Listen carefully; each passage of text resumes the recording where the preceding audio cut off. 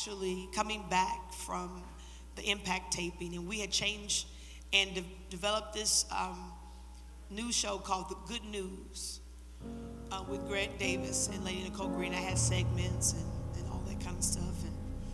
And long story short, as I was driving in the car, Pastor, you'll get this.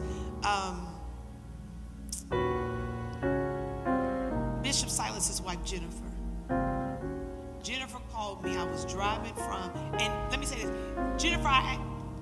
Pastor Jennifer and I knew each other, but we wasn't girls. We didn't hang out. You know, every night we saw each other. We'd text each other every now and then, like, hey, you know, bless you, whatever. But we didn't talk on the phone or hang out. I was driving home from Detroit, and I just got off the phone with my husband. He's like, you good? You on the road? You ready to go? I said, and all that. And he prayed, and, you know, I'm on my way back. And my phone rings, and I see Pastor Jennifer. And I'm like, Jennifer calling me. So I picked the phone up, and Pastor Jennifer said, hey, woman of God. I said, hey, woman of God, how are you? And she said, the Lord put your name on my mind and told me to call you. He told me to tell you that you're coming into a season where you're going to go out of what's familiar to what's unfamiliar. I see lights all around you. I see you, and I don't want to misquote her, but basically she was saying that she saw me going on television and going into a network. She said, I can't, she said, some kind of network. She said, but it's an unfamiliar space. She said, and God said he's with you, and that you, he said the time that he said he was going to transcend, that was the thing. He said, what would take people 20 years would take you 20 days. And I said to her, you don't understand. As I'm driving back, because I know God is telling me to leave where I am. And I don't know where I'm going. I said, but I do know he got better and more. And she said, the Lord told me to stop what I was doing and call you right now. She said, I want you to know that God said what he promised you, you are going to see that and so much more. The Pink Pulpits Podcast, the gospel according to her. The Pink Pulpits Podcast explores the living, learning, and leading of women in the 21st century. How does the modern woman handle the world the gospel way? This podcast is for women in ministry, women surrounded by ministry, and so many more. Join us weekly on Saturdays at 6 p.m. for the Pink Pulpits Podcast, the gospel according to her. And so I'm going to invite some women to the stage, those that you've heard already, and a couple that you haven't. And we're going to have an honest conversation. This is called Pink Pulpits, the gospel according to her. I hope you've been sending your questions to the thing. I'm going to invite them up real quick. Will you give a round of applause, hand clap for Pastor D. Williams as she comes on the Pink Pulpit? Give it up for Kathy Taylor as she comes. Give it up for Marette Brown Clark as she comes. Will you give it up for Pastor Carol as she comes? Will you give it up for Pastor Sarah as she comes? Can y'all come on? Don't be looking like that, Sarah. Anyway, okay. Don't get caught up. I already said that. Marette heard me. Marette, you over here. I'm over here. Yeah. Oh, they did? Okay, I'm sorry.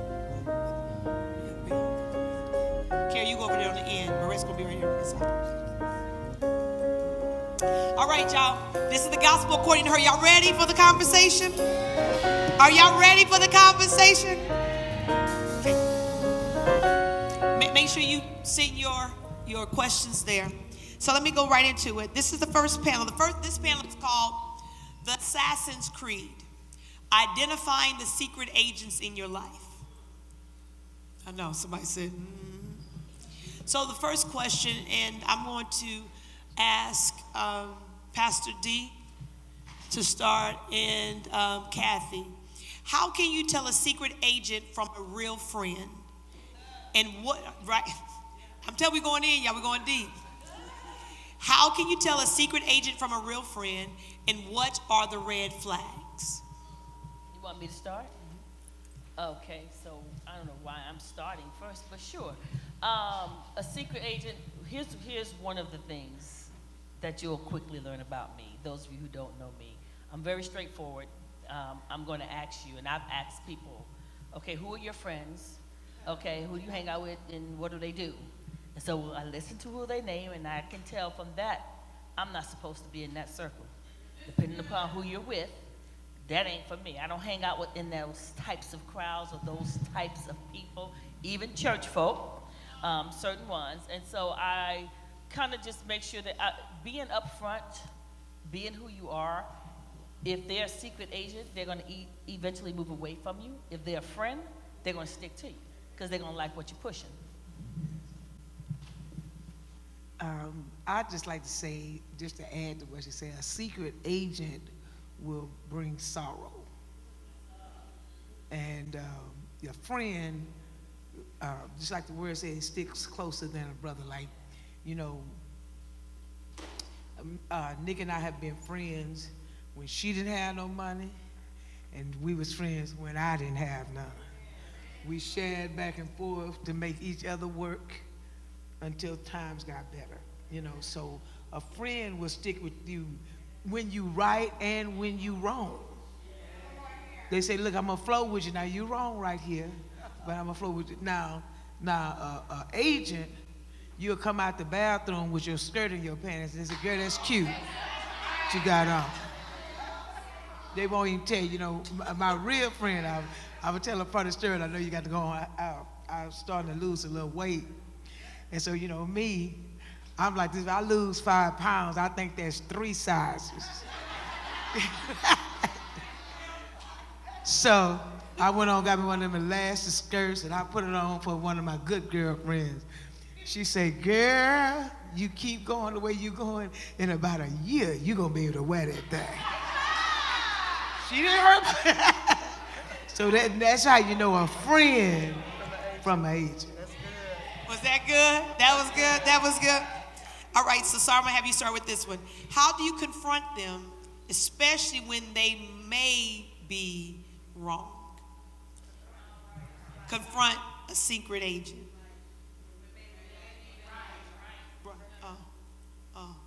Okay, right. Okay, let me clarify. How do you confront them, especially when they may be right? So, a secret agent in your life, if you know they're a secret agent and they really are trying to bring havoc to your life, but there's some things that they're saying are right, how do you confront that? I don't know that you confront it at all. For me, I just let secret agents be like Judas and hang themselves, but I can take the truth from what they're doing because it would better me, but eventually they'll move themselves out. So I don't spend and waste time on secret agents. I don't give them any secrets for them to agency.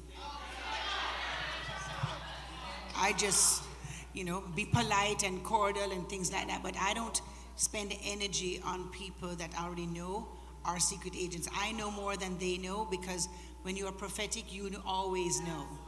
And that's the thing that people fail to understand. They can try and be slick all they want, but there's that prophetic party who knows what conversations they had, where, when, with whom, and with what clothes they had on. But you're responsible, as Pastor D said, when you're in a lady in the limelight, and you're always a lady in the limelight because you're always in leadership, no matter if you're leading in your home, if you're leading at your job, no matter where you have a space of influence. So because you have a sphere of influence, you have to find out what's more important to you, to really spend time on that and put energy there, or to foster those friendships. But if they are saying something that is true and they have a bad intent towards it, you can still garner the truth because it helps you grow. It doesn't mean, that it takes anything from you or that you're idiotic for taking the truth, because the truth will set you free no matter where it comes from. So if they want to take credit and be like, if I didn't tell her that, she wouldn't, take your credit, but it's all right. You're only going to get a prophet's reward on that because you only sowed it with that. But I don't have to maintain or measure up or keep tab or accounts on that. They eventually will move themselves out. So I don't normally confront a lot of those things. If it's my friend now, then my energy for confrontation is there because I want to preserve that relationship. So it's worth confronting. But an agent, I'm not willing to preserve the relationship so they don't get any more energy than is vitally necessary. If that wasn't good, I could drop the mic on that. She said, they like Judas, they'll hang themselves. Jesus. And then she said she don't give them nothing secret to agent. Y'all need to take these little notes. That's it. So, Marette, what if your secret agent is family? How do you deal with that? Oh, that's easy. Just bye. So define family, right? We're all related to somebody, right? Right. So we're closer to certain family members than others. So if we're talking about the family that is already far off or not attached to you intimately, then that's not a problem, because you're always going to have those. Why does she do that? Why does she have that? I thought this. She don't call me back. She don't, like, all of that stuff. But if you're dealing with the people who are close to you, oh gosh, are they really secret agents? I would, I think we can identify the close people and then say that they're not. So my mother is not, my father, my sister cousins that I grew up with, from zero to now, not zero. Those people show who they are immediately. They love, and that's it. So I feel like the secret agents kind of in your family stay a little bit at bay. That's just been my experience. That's just my experience. So I think that's a great point, because it's all about experience, right? And so for some of us, that my mama's been a secret agent. Not my mama, but some people, you saying, no, my daddy was a secret agent, my mama was a secret agent, and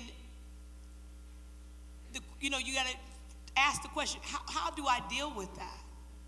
That they don't, and even sometimes they don't mean to be, but they are. Whether it be an addictive issue, whether it be, not emotionally able to handle parenting, Okay, I can answer. Yeah, go ahead. All right, so you set boundaries, right? So what I'm gathering is a secret agent may be somebody who is in your life, but they may not always have your best interests at heart. Okay? And there are times that it's true, a mother can be jealous of a daughter, or a father can be jealous of a son because of their own insecurities, inferiorities, and complexes. You're not responsible for the insecurities and deficiencies of other people, regardless of who they are. But you are responsible for being respectful and honorable. Does not mean that you are obedient. After you become an adult, you honor, but you're not required to obey. And so you can determine by creating a boundary. For example, if you have a mom or a parent or a sister or a cousin or something that comes in your space, and every time they come, it's one of those jealousy kind of things. You feel it, and they're like, oh, so you got new furniture. Oh, I mean, when my light bill was due, you didn't help me, but you can find furniture. And it's one of those, the low shady kind of compliments, the passive aggressive thing. You were like, you know what? Same like faith on me, same like faith on you. Come over to MS. We learned faith over here. That's where I got that from. You can put them in their place without dishonoring them, and you don't have to feel responsible for their lifestyle either. So I think you create. Enjoying the Pink Pulpits Podcast? Be sure to like and follow us on Spotify at Pink Pulpits Podcast. Subscribe to our YouTube at Pink Pulpits Podcast. Like and save our website at PinkPulpits.org, and get our amazing No More Silly Women app to get all updates on the Pink Pulpits Podcast. And remember, it's the gospel according to her. I just really feel bad in my life. I see your life progressing, Nicole, and I don't see my life progressing. Now you have an opportunity to serve them with truth and opportunity to help them with faith. So yes, there are people that will be right upon you, and your life may mirror or highlight something that's not in their life, and they don't know how to handle that. And then there are some people that are just deliberately, I've seen, like I say, some families where people are deliberately circumventing and undermining other people in the family intentionally. So in those kind of cases, I really do believe that God will make your name good. When it says that no weapon form against you, and it says every tongue that rises up against you, you will prove to be in the wrong. So the more, it's like this, when you're in an argument, the more calm you are, is the more the other person look crazy. Right? So in that same situation, you be calm, you be steady, you can set boundaries. Well, Pastor, I don't want them over my house. Then don't host it over your house. Thanksgiving just not at your house, because you know that mama and all of them have to come. You can't invite her without doing the others. You're going to create more division. So you know what? Charlie going to have it over at his house, but I'll bring a dish. Set a boundary for your own peace. That's kind of how I think. Both of those are good. Y'all got it? That was an example. That was for you. Praise the Lord. Perfect. All right. Praise the Lord. I want to just add a little something. I had an experience where a lady was having problems with her marriage, but her mother had 4 or 5 marriages that did not work.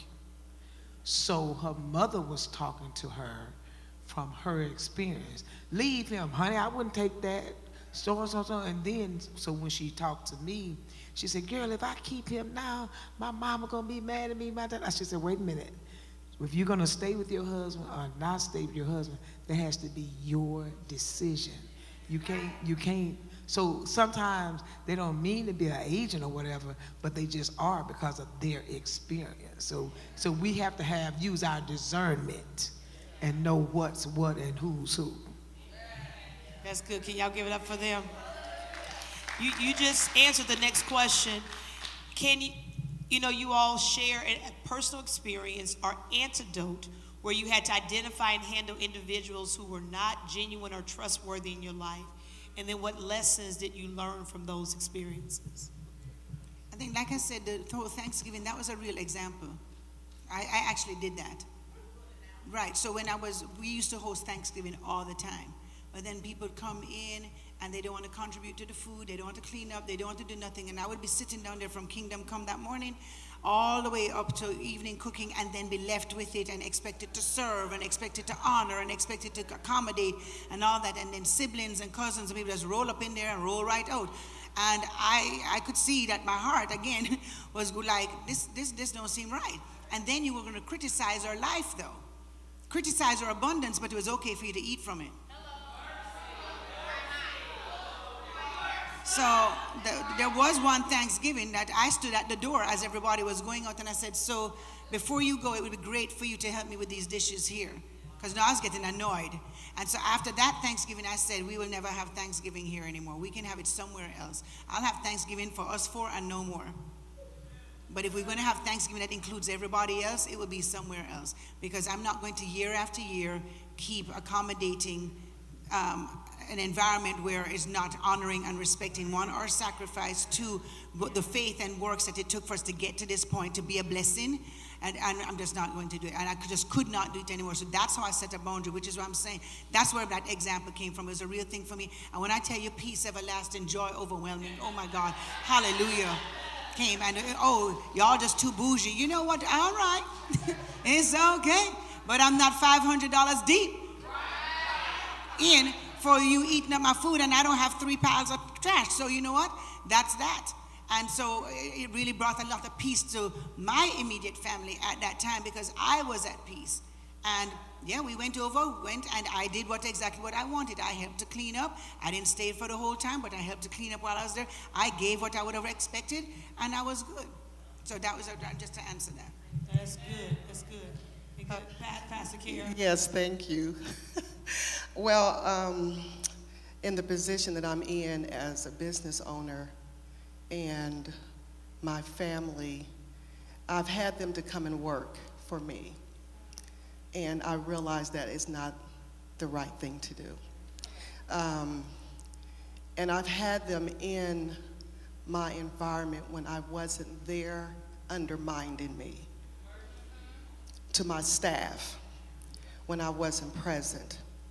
And it was interesting because they actually came to me and wanted to work. I didn't ask them. And I thought, well, maybe I can use them as a sub from time to time. But while they were there, one of my other staff persons says, do they really like you? And I'm like, what? Why would you ask that? And it was because they're always saying, well, if this was my business, I would be doing this, or I would think that she would be doing this if she really knew what she was doing, just really undermining me. And so not trustworthy, even though they may be your family. And then, sadly to say, I have a very close family member that as God began to bless me, and I'm faithful, you know, I work hard, I'm faithful, I serve, I give, I sow, and I just believe it's been my season that God has blessed me, but they undermine my blessing. And just recently, I'll share this. A couple of years ago, I think it's almost been 2 years, God really blessed my husband and I. We moved into, we call our retirement home. And we had the family over, you know, and celebrated. And then there was another occasion that we were going to get together, but it wasn't going to be at my house, but the plans fell apart. So my husband, as generously, he said, well, why don't we just host it? And those same people said, well, we were just at her house. Why we have to keep going to her house? And I was like, okay, it wasn't that you need to just come. We were just being, so you can't always trust even those that you think is in your corner. And sometimes your family is the one that can hurt you the deepest. Wow, anything you want to add to that?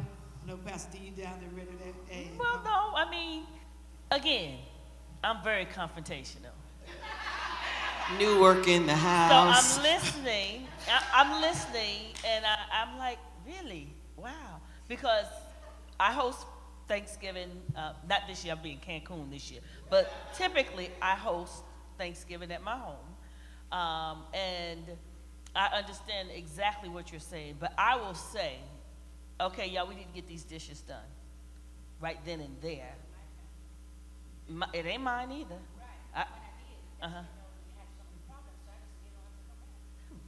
Good. It's good.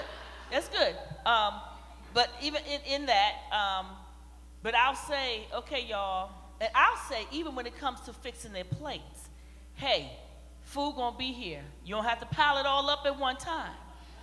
I'll say that to them because that's just, you know, when you go to I was told when you go to somebody's house, act like you've been somewhere. You know, and so you don't have to, you know, overdog the food and waste it and, you know, all that. And then my food be good, so don't be wasting it and throwing it in the trash. Now I feel offended because you don't waste my food and my dollars, number one. So I'm very confrontational. I will say to them, don't, you know, y'all, we need to do these dishes. We take this trash out. Hey, out if it's a guest. Hey, brother so-and-so, can y'all help them take the trash out? That's just me, because you're in my house. You know, I'm serving you, and I am a server. I'm going to serve everybody. I'm going to make the man of God, make sure he eat first, and then everybody else say, this is the order that we do. I do my son-in-law, I do my son, and then the rest of y'all can fall in line. But after my 3 minutes taken care of, the rest of y'all can eat. That's just me in my household. And so when I say that, I'm not trying to say, like, you know, I got it all together, but I say it, and they know where I'm coming from. They know that if they don't fall in line, that they ain't coming back. I don't have to tell them that. Right. They know they will be on the uninvited list. Right. So let's unpack it a little bit more, right? Yeah. Because you're talking about that on Thanksgiving. When we talk about Thanksgiving, right, we have a bunch of different types of people. And Sundays. I do Sunday right, dinner at my house Sundays, every Sunday. Right? But in your relationship, your husband had to establish you for his family. He absolutely did. Okay. So if that was not done, Yeah. how were you going to do that? Me, I'm probably still going to say. Right, but I'm saying, But right, I right, hear you. right. I So hear how are you. you going to do that? But Because you're you're going to absolutely create, right. you're going to create stress for your husband with his family. One, possibly. Again, not your particular husband. Yeah. We're not using You're your right, husband. You're right. Your husband You're right. validated your position in his Absolutely. life. And only Therefore, a I will husband can back do you that. no matter what. And Right? only a husband can do that with Exactly. his family and his Correct. friends for his wife. You're absolutely right about that. So But if my you husband don't and I have have that, again, they don't have to come back. Right. You still my have husband to. They don't have to come back. But then on the other part, and I'm gonna be done. The other part, as far as having family work with you and for you, we have both of our children and their spouses worked for us. They have since they graduated. Most of my employees at my school are members of my church, and they're my spiritual sons and daughters that I've raised from like 5 to now they're like in their 30s. So, but they know me. So even when there's a situation in the school, I don't let anything be, I heard what they said, and then I don't address it. I address it right then and there. For example, I had a young man, he's not a member of our church, but one of our teachers made a statement to some of the students, and so we do our Tuesday morning call every Tuesday morning. So on the phone call, say, hey, this is a Christian school. Number one, we don't talk about nothing unless it's in the Bible, period. If that is not, you are not the Bible teacher, do not talk about the Bible. That's me. And so when I got off the phone, the principal said, I know you was talking about, so I said, yes. And when I see him, I'm going to have the face-to-face with him. So they held me off. Don't know. My son's like, Mom, just, I said, all right, y'all got one day. I told her, y'all got one day. One day, and they be glad I left out, go out of town. But what I'm trying to say is, nip it and be honest. I'm honest, and my assistant, my husband, the people that know me, Nicole, if I say it behind closed doors, I'm going to say it to you. Whatever I say, and if I say something and it's offensive, I'm going to say, well, I didn't mean to offend you. This is what I said and why I said it. You know? And so for me, I think being who you are, being honest, and I'm never take down. I'm never dumb it down. I'm never going to do that. I'm going to tell you, so that here's what people want. I believe people want honesty. I believe people want the truth. I believe people want you to be straightforward with them. They can't always handle it, but I believe that's what people want and what people need. That's all I got to say. Are y'all getting blessed today? No, I mean, are y'all getting blessed today? And to me, you're able to see every advantage point. I love the brilliancy of Moretta saying, you know what? No, I had solid relationships. My daddy, I ain't got no, that first tier, there ain't no secret angels in that first tier with me. Now, these other tiers, maybe some secret angels laying up, looming up in there, but, and she tell you, no, I got this home. My mama was one, this is happening. I pray that you all are really looking at kind of surveying your own life.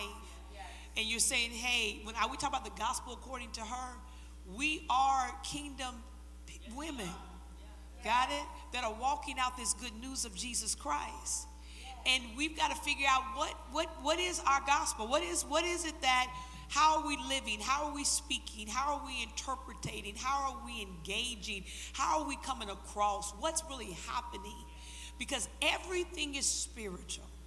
Everything, I don't care what happens, everything. It didn't just happen. Everything is spiritual. Okay? And the enemy's goal is to make you believe it's not. Everything that happens in your life is spiritual because we're spirit first. Are y'all hearing me? And he wants you to think it's just an nebulous, the world, natural, and all. Spirit. And the goal of this podcast is help us to deal with it from a spiritual standpoint. Because we spiritual beings, and the devil wants us to be human beings. And that's how we're showing up, and that's how we're operating, that's how we're acting. Is this making sense to you? Is this blessing y'all? Did I have some questions there? People sending questions for this one? Tune in next week for the Pink Pulpits Podcast, the gospel according to her. Be sure to like, follow, share, and subscribe this amazing weekly podcast with your host, Lady Nicole Green. That's right, the Pink Pulpits Podcast, the gospel according to her.